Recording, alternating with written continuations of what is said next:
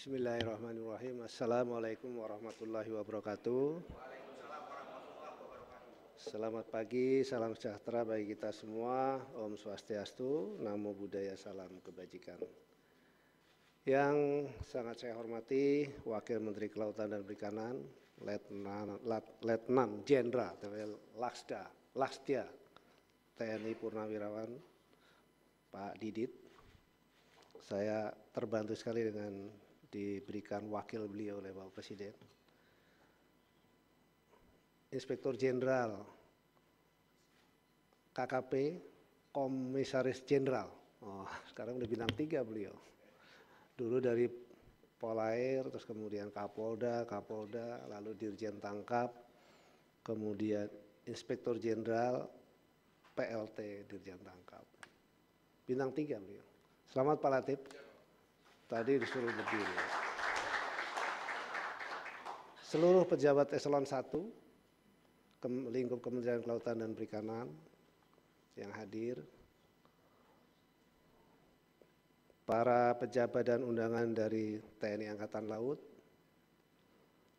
dari Kepolisian, dari Bakamla, dari Kementerian Perhubungan, dan dari Kementerian Keuangan, lalu serta para pejabat eselon 2 dan kepala UPT lingkup KKP serta undangan dan hadirin yang berbahagia.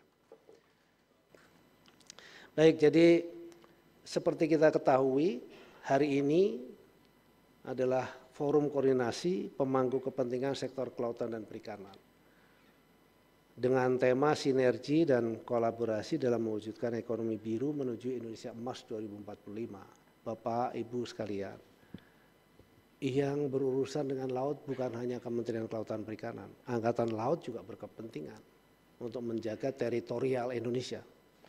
Kemudian Polair juga punya kepentingan, Direktorat Jenderal Bea Cukai juga punya kepentingan, lalu kemudian Perhubungan juga punya kepentingan di situ. Namun demikian, kita ingin kolaborasi ini secara bersama kita berikan. Karena laut itu bukan hanya soal teritori saja, tetapi juga bagaimana aset-aset yang ada di lautan kita seperti ikan itu jangan sampai diambil oleh pelaku-pelaku penangkapan dari luar.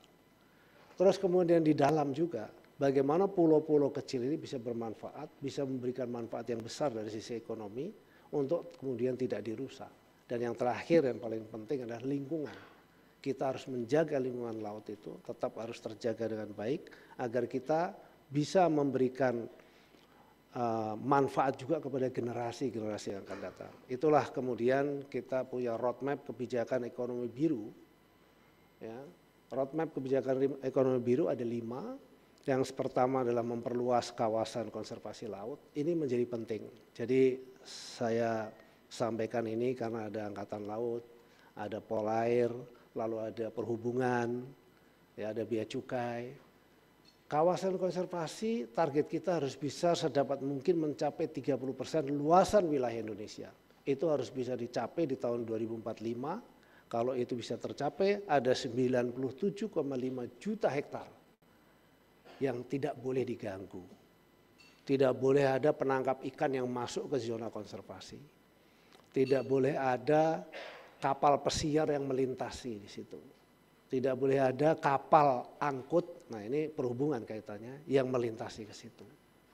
Nah, kenapa demikian? Karena konservasi itu mengandung 3 hal. Yang pertama sebagai produsen oksigen. Yang ketiga, bayangkan ya, udara yang kita hirup, air yang turun, ya, kemudian yang bisa menyirami tanaman yang tumbuh itu hasil dari destinasi laut. Jadi kalau lautnya rusak itu tidak akan terjadi, maka habis Indonesia, karena tanah kita tuh akan habis.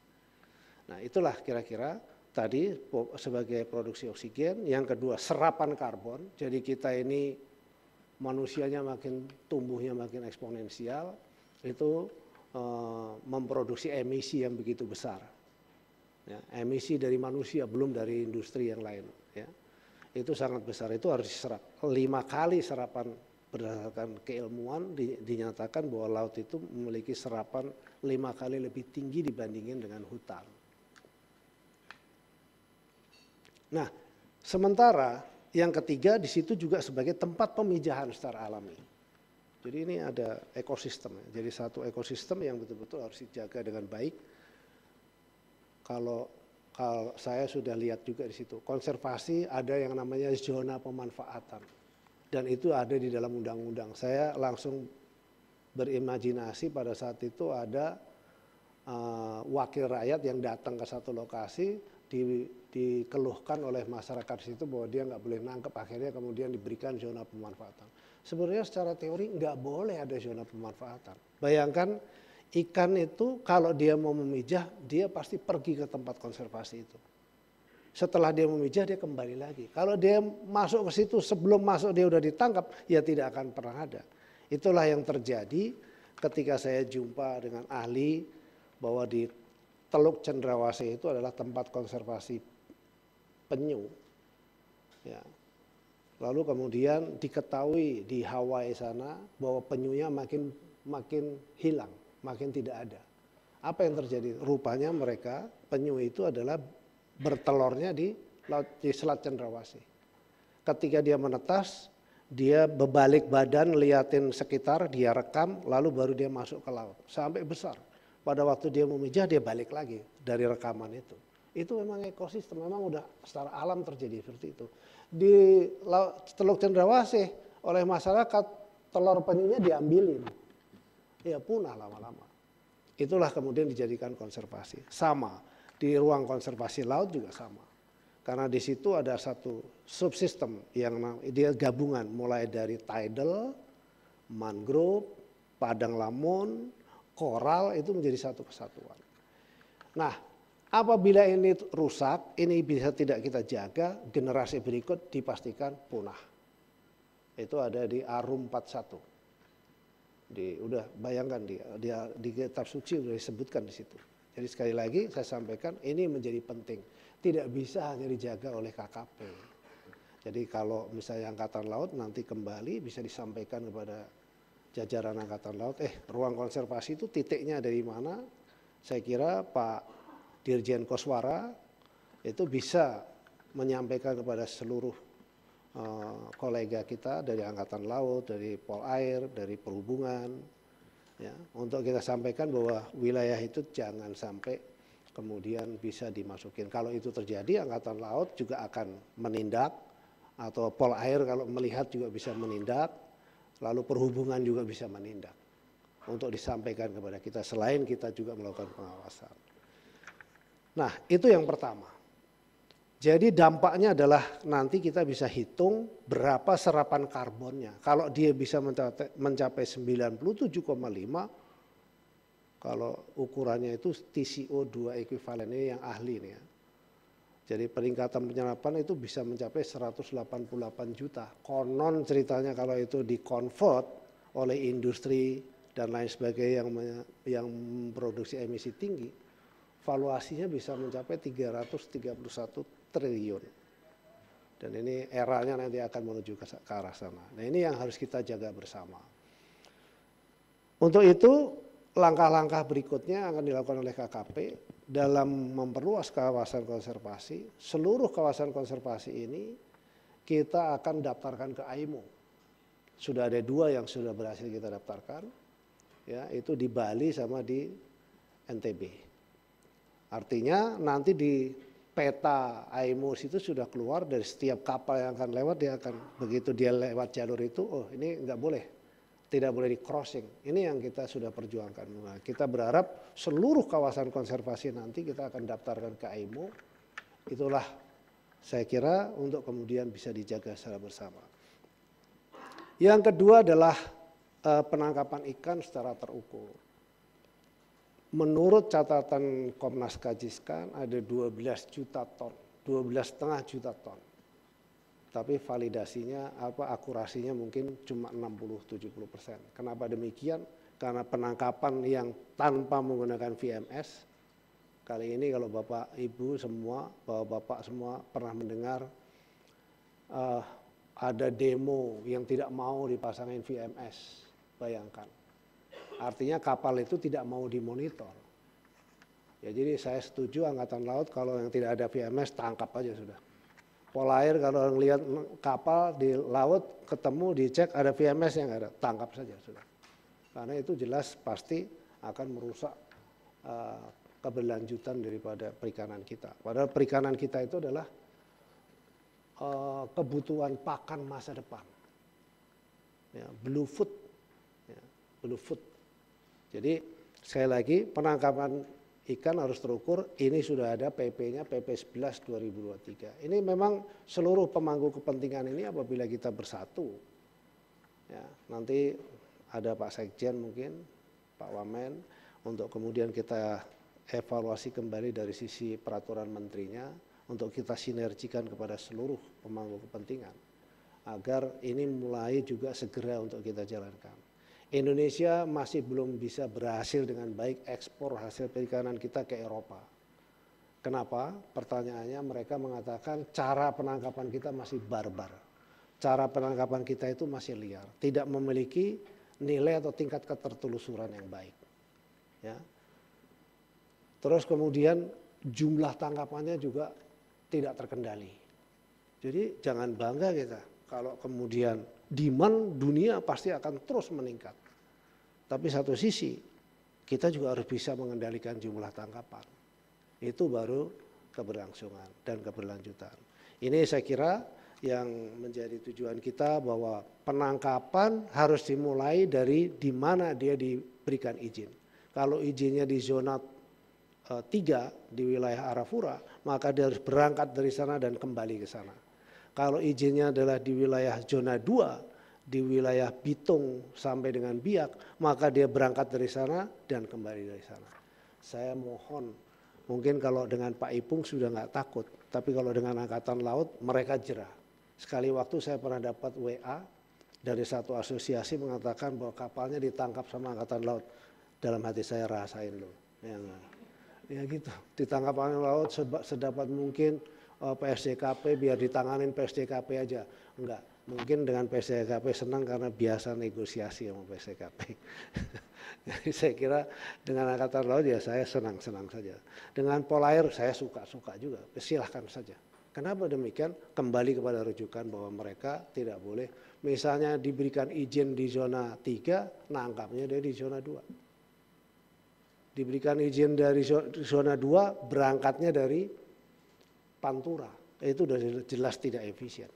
Nah ini yang saya kira ke depan secara sinergi oleh Pak Dirjen Tangkap untuk kemudian betul-betul ini ditertibkan dan kita mulai, mumpung ini kita dapat dukungan penuh dari Presiden kita Pak Prabowo Subianto, maka kita harus jalankan ini dengan baik. Lalu yang ketiga itu adalah menjadi masa depan kita sesungguhnya, yaitu pengembangan perikanan budidaya, baik di laut, di pesisir maupun di darat. Masa depan kita justru ada di sini. Kapan? Pada saatnya, entah itu 10 atau 15 tahun yang akan datang, sumber protein ya yang berasal dari perikanan, dari berbagai macam jenis perikanan itu harus berasal dari budidaya. Kenapa demikian? Karena kita bisa menghitung dan bisa mendeteksi ingredient daripada ikan itu sendiri. Berapa kandungan merkurinya, ada nggak kandungan merkurinya, ada nggak kandungan logam tanah jarang, ada nggak kandungan mikroplastik dari budidaya, confirm tidak, itu pasti bisa dihindari.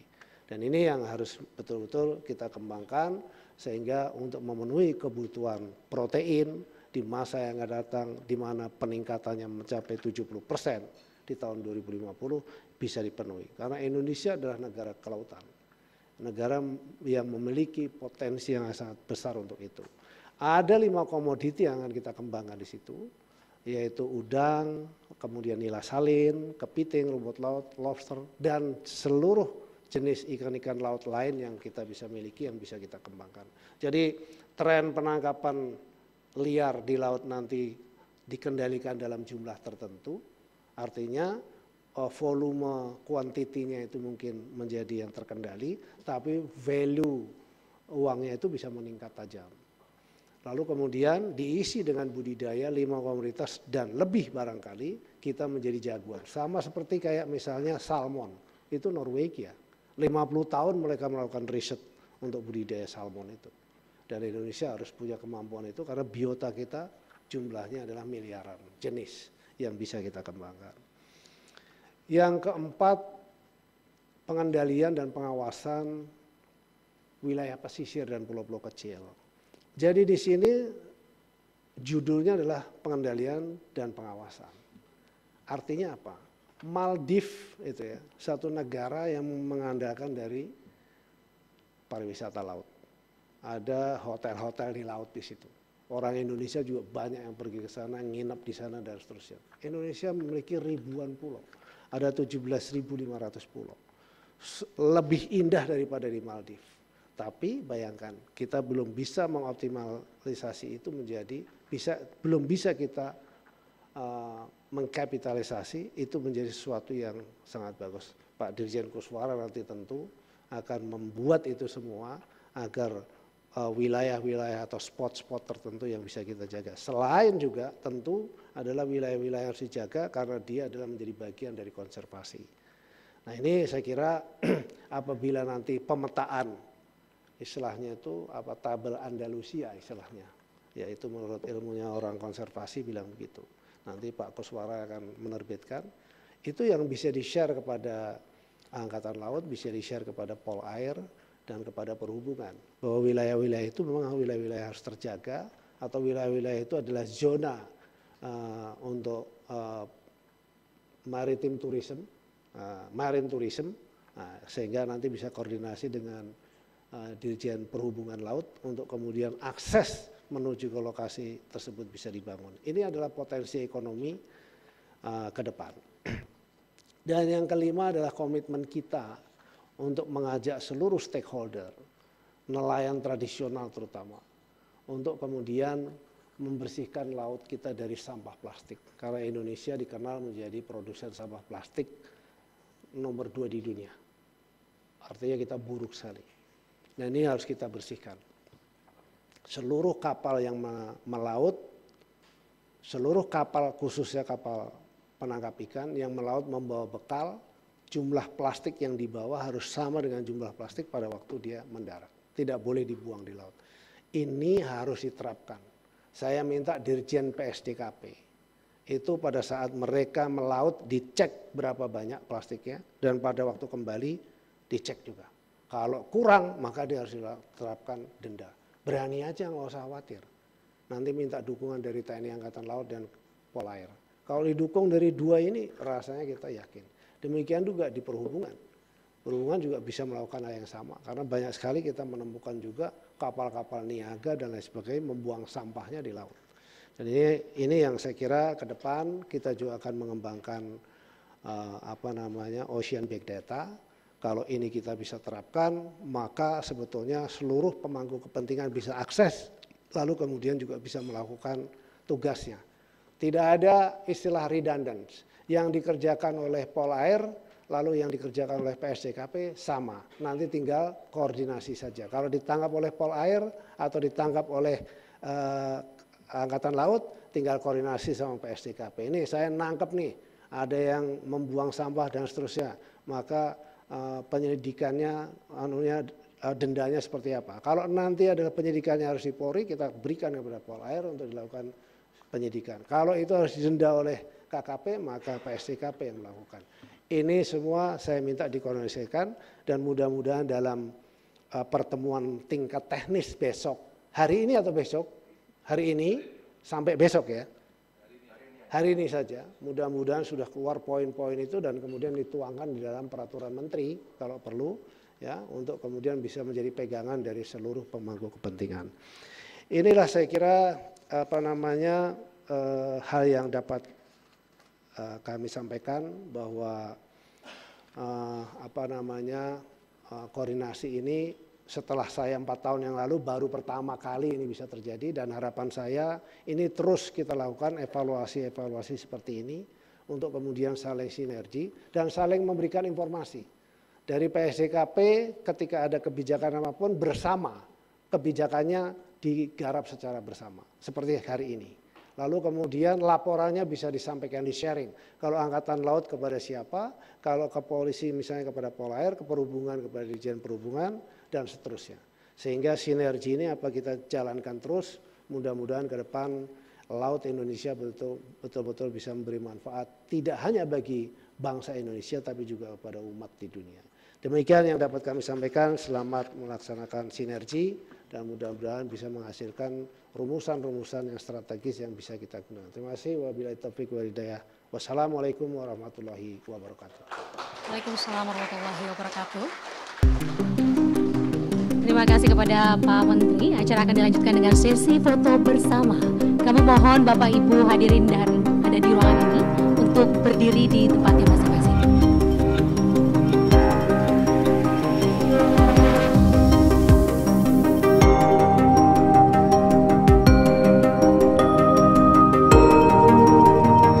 Baik, kita akan mulai sesi foto bersama.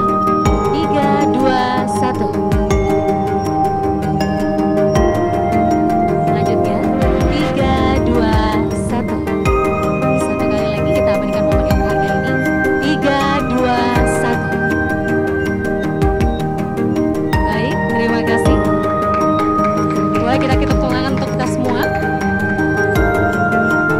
Memasuki agenda selanjutnya, kita akan rehat sejenak.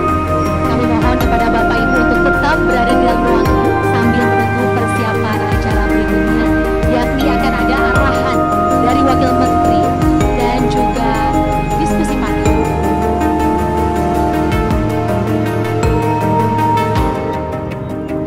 Kami mohon Bapak Ibu untuk tetap tinggal di tempat, karena nantinya sesaat lagi sambil menunggu persiapan, kita akan lanjutkan